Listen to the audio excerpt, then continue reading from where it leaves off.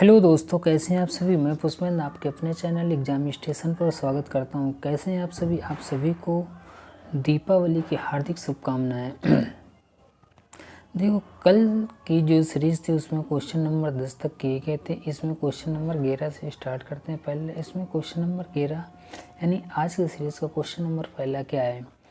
हिंदी साहित्य का आधुनिक काल यानी हिंदी साहित्य का आधुनिक काल सामान्यतः कब से माना जाता है। तो सामान्यतः 1850 से माना जाता है। हिंदी साहित्य का आधुनिक काल सामान्यतः 1850 से माना जाता है, यानी A option is the right option हो जाएगा इसका। अब अगर यहाँ पर देखें कि हिंदी साहित्य को कितने कालखंडों में बांटा गया, तो हिंदी साहित्य को 4 कालखंडों में बांटा गया। कितने? 4 कालखंडों में बांटा गया। कौन कौन से?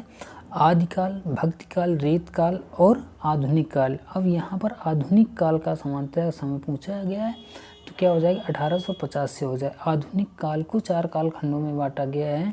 वो भारतेंद्र युग, द्विवेदी युग, छायावाद युग और छायावादोत्तर युग। चलो ठीक, इसका क्वेश्चन नंबर 11 का ऑप्शन ए सही हो जाएगा। चलो चलते हैं क्वेश्चन नंबर 12 की ओर। हेलो दोस्तों, कैसे हैं आप सभी। मैं पुष्पेंद्र आपके अपने चैनल एग्जाम स्टेशन पर स्वागत करता हूं। आप सभी को दीपावली की हार्दिक शुभकामनाएं। पिछली क्लास में क्वेश्चन नंबर 10 तक किया था। अब इसमें देखें क्वेश्चन नंबर 11 से। क्वेश्चन नंबर 11 क्या कह रहा है? हिंदी साहित्य का आधुनिक काल सामान्यतः कब से माना जाता है, यानी हिंदी साहित्य का जो आधुनिक काल है वो सामान्यतः कब से माना जाता है। तो इसमें राइट आंसर हो जाएगा 1850 से, यानी A is the right answer हो जाएगा। 1850 से। देखो, आधुनिक काल को 4 भागों में बांटा गया। भारतेंद्र युग, द्विवेदी युग, छायावाद युग और छायावादोत्तर युग। यानी अब इस समय जो चल रहा है 1936 अब तक के युग को छायावादोत्तर युग के नाम से जाना जाता है। तो इसका आंसर क्या हो जाएगा? 1850, यानी option A is the right answer हो जाएगा। चलो अब क्वेश्चन नंबर दूसरा देखते हैं। क्वेश्चन नंबर दूसरा क्या कह रहा है? भाषा का केंद्रीय क्षेत्र है, यानी भाषा का केंद्रीय क्षेत्र क्या है, यानी भाषा का केंद्रीय क्षेत्र यहाँ पर हो जाएगा मथुरा। क्या हो जाएगा? ऑप्शन सी हो जाएगा मथुरा। भाषा का केंद्रीय क्षेत्र में मथुरा है और इसके अन्य क्षेत्र हैं आगरा हो गया, अलीगढ़ हो गया, बरेली हो गया, मैनपुरी हो गया, भरतपुर हो गया। ये सब इसके अन्य क्षेत्र हैं। तो इसका राइट आंसर क्या हो जाएगा? सी। क्वेश्चन नंबर तीसरा देखते हैं। देखो, क्वेश्चन नंबर तीसरा हम क्या कह रहे हैं?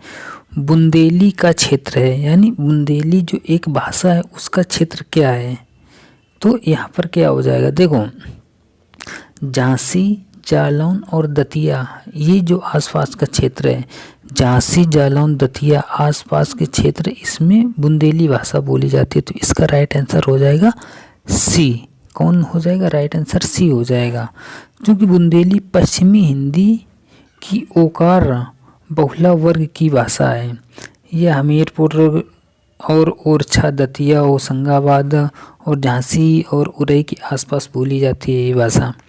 चलो क्वेश्चन नंबर चलते हैं 14 की तरफ। क्वेश्चन नंबर 14 क्या कह रहा है?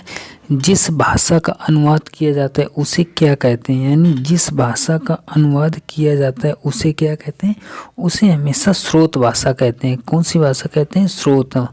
जिस भाषा का अनुवाद किया जाता है उसे हम स्रोत भाषा कहते हैं। तो इसका आंसर क्या हो जाएगा? इसका आंसर हो जाएगा ए। क्वेश्चन नंबर 15 की ओर चलते हैं। क्वेश्चन नंबर 15 क्या कह रहा है? क्वेश्चन नंबर 15, निम्नलिखित में से कौन सी बोली उत्तर प्रदेश में बोली जाती है। देखो, पिछले 2 क्वेश्चन, एक में बोली जाती है, एक में नहीं बोली जाती, ये दोनों क्वेश्चन किया था। एक फिर ये देखो तीसरा क्वेश्चन आ गया, निम्नलिखित में से कौन सी बोली उत्तर प्रदेश में बोली जाती है। यहाँ पर कौन हो जाएगा? कन्नौजी बोली हो जाएगा। कौन सी? कन्नौजी बोली उत्तर प्रदेश में बोली जाती है। ठीक। क्वेश्चन नंबर 16 की ओर। क्वेश्चन नंबर 16 क्या कह रहा है? हिंदी साहित्य को कितने कालखंडों में विभक्त किया गया है? हिंदी साहित्य को कितने कालखंडों में विभक्त किया गया है? तो यहाँ पर आंसर क्या हो जाएगा? हिंदी साहित्य को 4 कालखंडों में विभक्त किया गया है। कितने? 4। तो इसका आंसर हो जाएगा बी।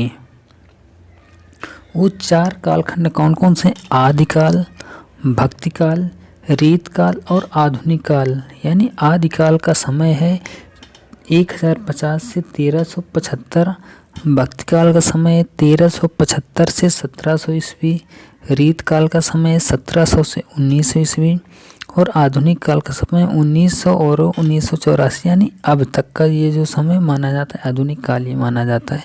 चलो क्वेश्चन नंबर 17 की ओर चलते हैं। क्वेश्चन नंबर 17 क्या कह रहा है? देखो, पूर्वी हिंदी क्षेत्र में कौन सी बोली नहीं बोली जाती है? पूर्वी हिंदी क्षेत्र में कौन सी बोली नहीं बोली जाती है? ठीक, अब इसमें आंसर क्या हो जाएगा? देखो, आंसर तो हो जाएगा यहाँ पर सी, जयपुरी बोली पूर्वी हिंदी क्षेत्र में बोली नहीं बोली जाती है, जयपुरी। अब इसमें देख लो पूर्वी हिंदी की जो बोलियाँ हैं वो हैं क्या क्या? अवधी हो जाएगी, बघेली हो जाएगी और छत्तीसगढ़ी हो जाएगी। यहाँ पर पूर्वी देखा गया तो पश्चिमी हिंदी में कौन कौन सी आएंगी? खड़ी बोली, हरियाणवी को ही बांगरू भाषा कहते हैं, ब्रजभाषा, बुंदेली, कन्नौजी और कौरवी आएगी।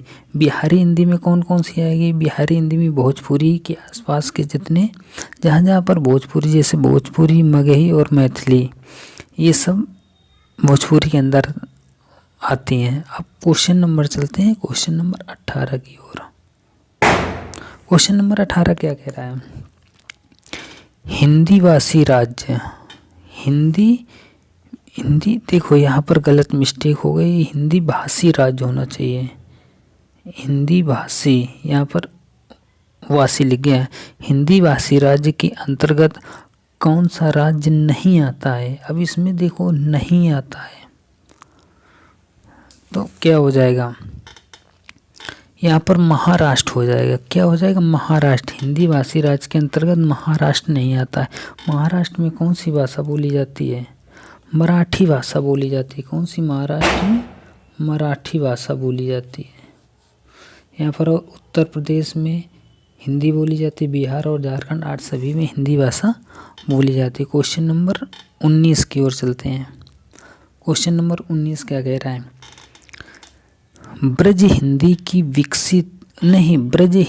की किस उपभाषा के अंतर्गत आती है? ब्रज हिंदी की किस उपभाषा के अंतर्गत आती है? यहाँ पर देखो राइट आंसर इसका हो जाएगा पश्चिमी हिंदी भाषा के अंतर्गत आती है। किसमें? पश्चिमी। और पश्चिमी हिंदी भाषा के अंतर्गत और कौन कौन सी भाषाएं आती हैं?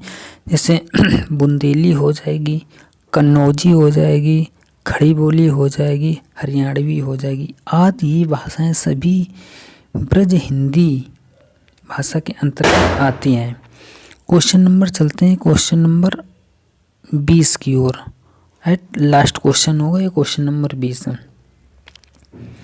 जयपुरी का स्थानीय नाम क्या है? यानी जयपुरी जो भाषा है एक, उसका स्थानीय नाम क्या है? यहाँ पर स्थानीय नाम इसका सी हो जाए। क्या? ढांढड़ी लिखा है बट इसका सही नाम होगा ढूंढड़ी। ढूंढड़ी ये इस तरह होगा यहाँ पर। चलो देखो अच्छे से लिख देते हैं।